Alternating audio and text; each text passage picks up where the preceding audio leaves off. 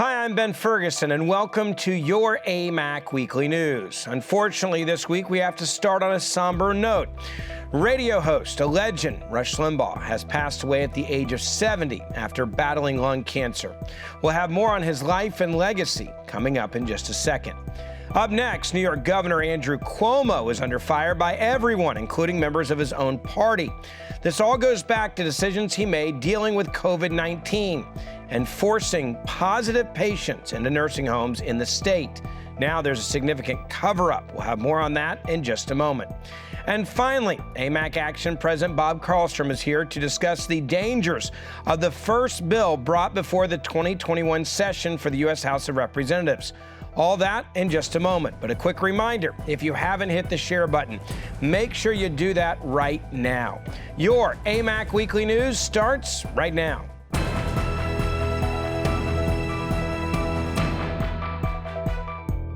There was a moment that happened this week that was gut-wrenching for so many fans of Rush Limbaugh. As they listened to his program, they heard a new voice, the voice of Rush Limbaugh's wife, as she made this announcement to the world.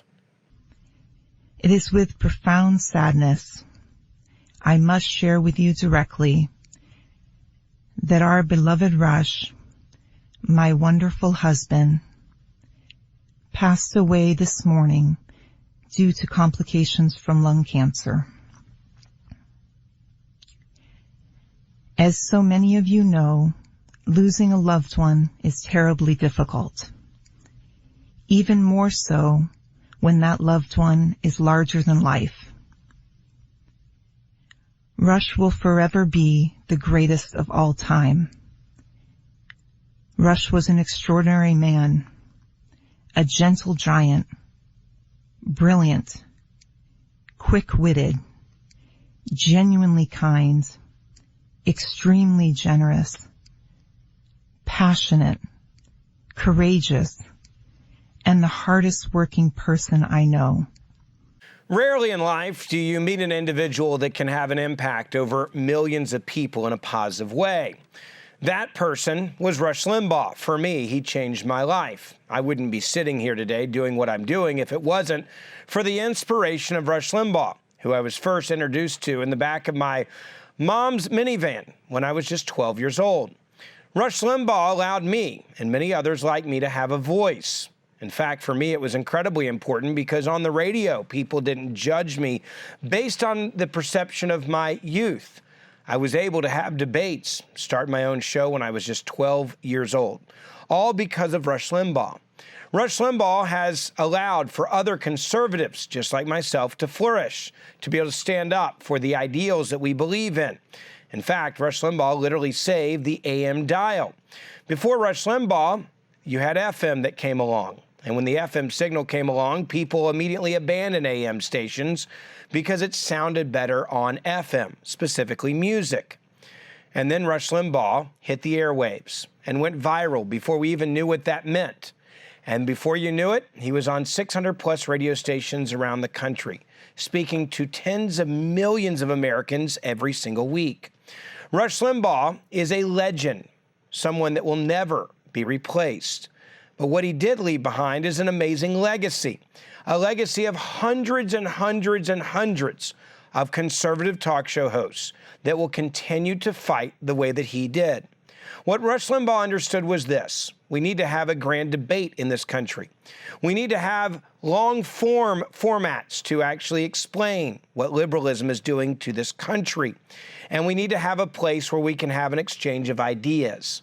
Rush Limbaugh was not a guy that spoke in sound bites. He had 3 hours a day, 5 days a week, to literally explain and change people's lives, explain why we believe what we believe in the conservative movement.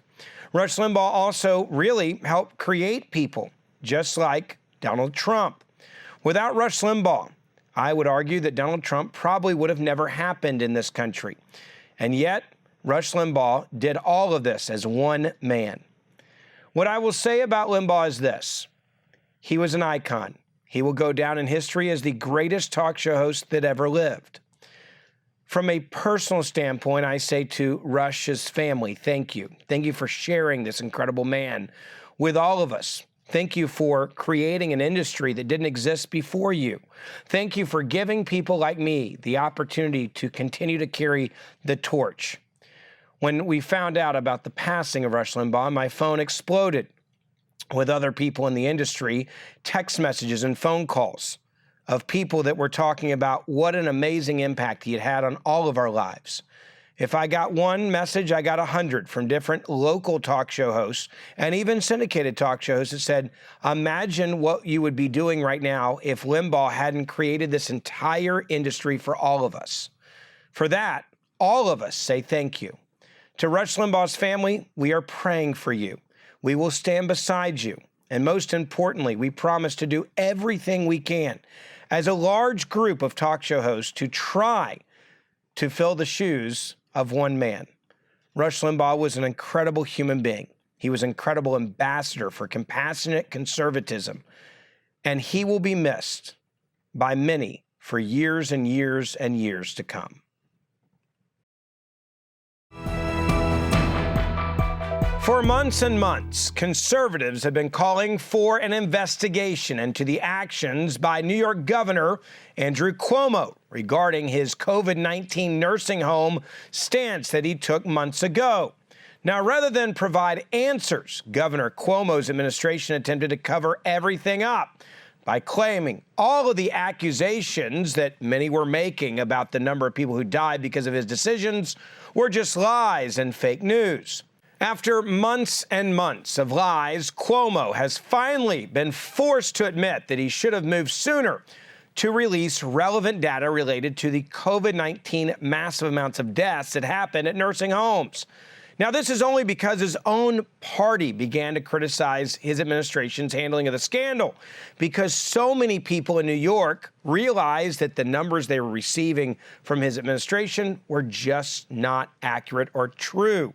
He had to admit it, yet he's still trying to blame others. That's right, still trying to blame others for the, quote, nursing home death issue. He's even said it's all because of a toxic political environment.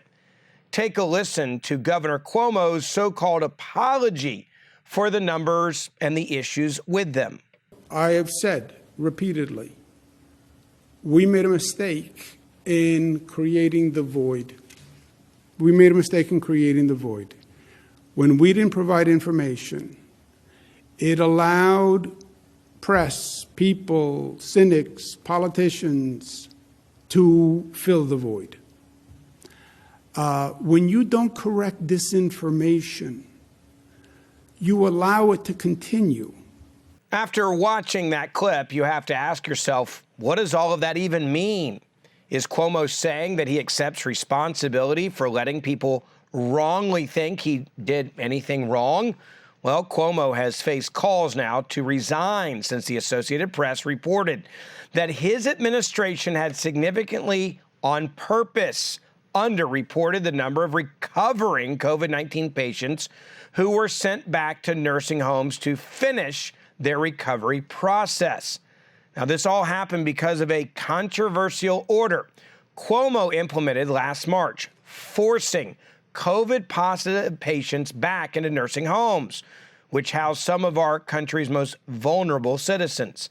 The Associated Press found that nearly 15,000 long-term care patients died of COVID-19 at nursing homes, up from the roughly 8,500 deaths that had been reported by the governor beforehand. It wasn't until new information from Governor Cuomo's aide, Melissa DeRosa, was released that criticism hit a new high. That includes critiques from his own Democratic Party.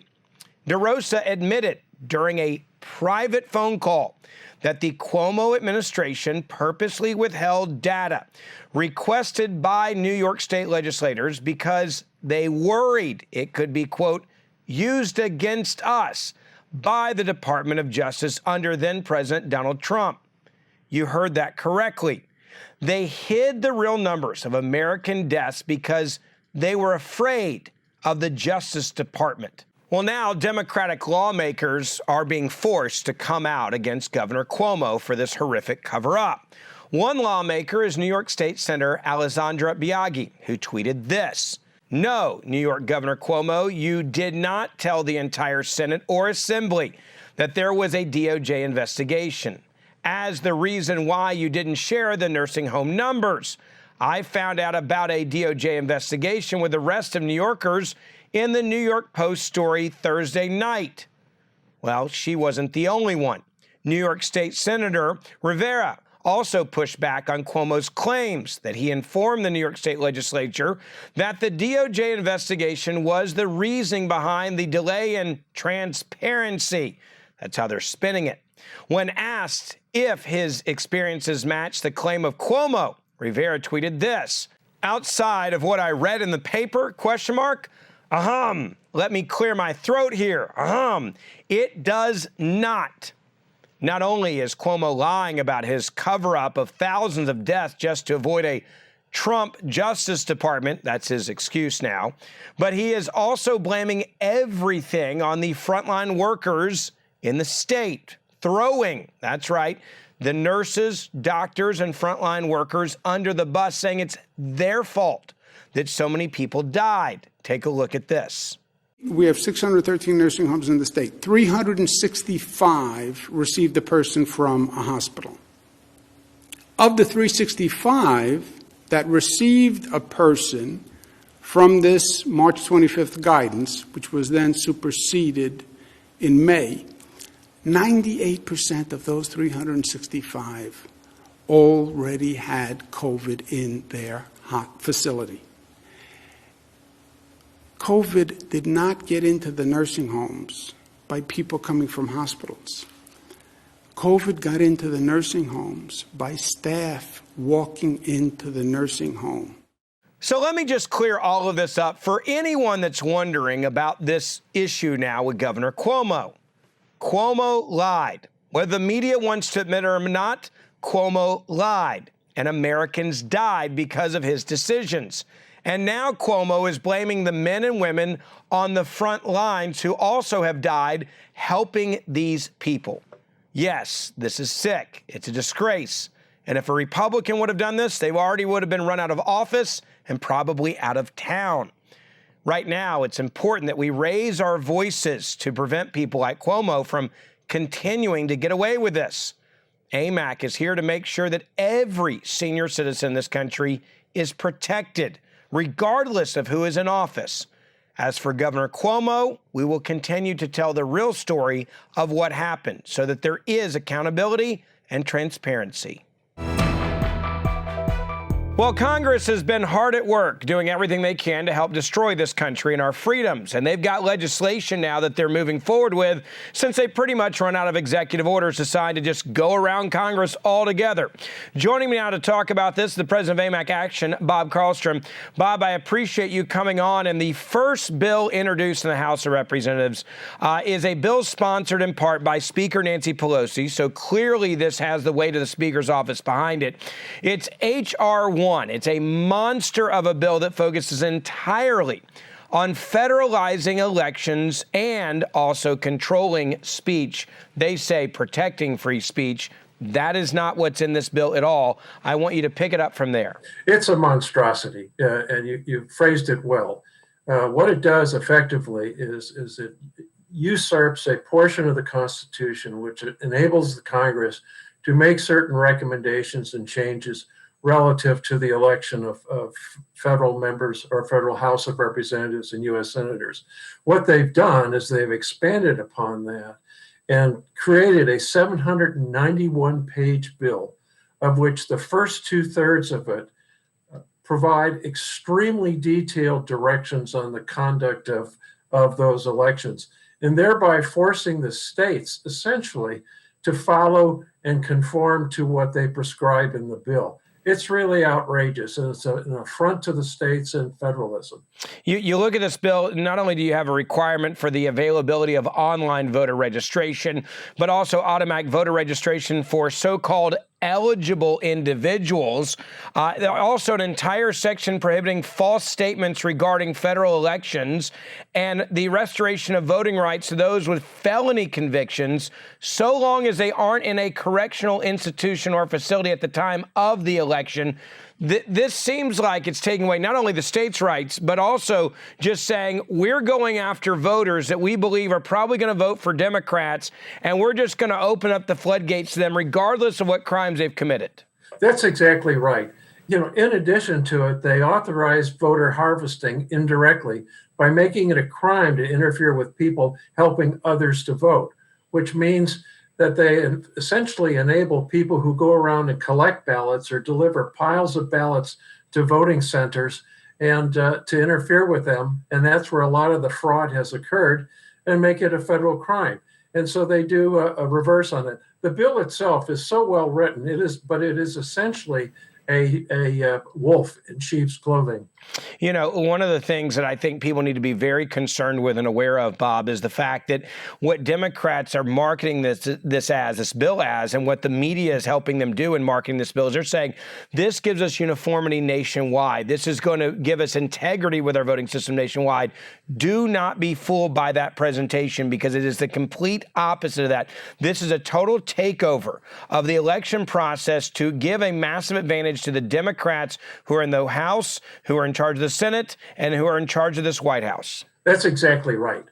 Fortunately, Congressman Banks from Indiana and now 39 others have introduced H.R. 223, which is essentially the polar opposite, if you will, of the election provisions in H.R. 1. And in fact, outlawing the various fraudulent inducing provisions that are in H.R. 1.